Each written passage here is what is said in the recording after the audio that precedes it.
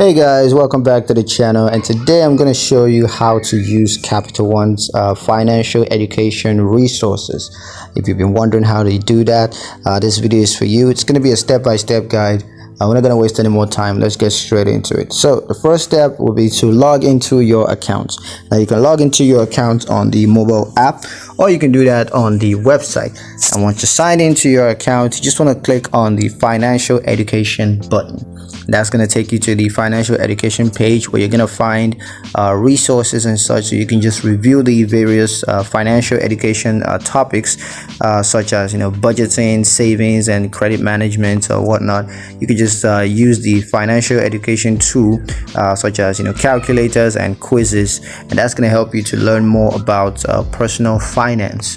So yeah, that's pretty much it on how to use Capital One's financial education resources.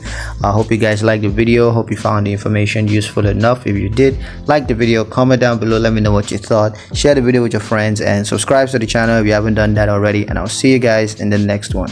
Peace.